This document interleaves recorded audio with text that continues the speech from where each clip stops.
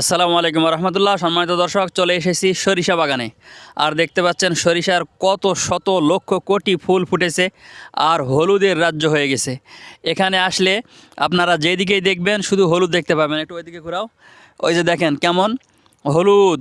আবার একটু এইদিকে ঘোরাও, হ্যাঁ এই যে দেখেন এইদিকেও হলুদ। তো আমি আমার অ্যাকশন ক্যামেরা দিয়ে ভিডিও করতেছি।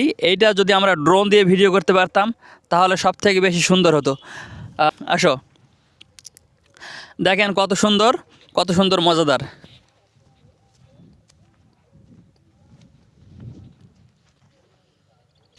তো ছোটোবেলা আমার বাবা যেহেতু একজন কৃষক, ছোটোবেলা যখন আমাদের সরিষার ফুল হতো তখন আমরা সেখানে বসে থাকতাম। তখন তো ক্যামেরার যুগ ছিল না, সরিষার ফুলগুলো তুলে হাতের মধ্যে মুঠো করে রাখতাম।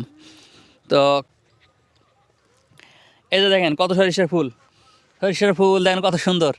ঠিক আছে, এই দেখেন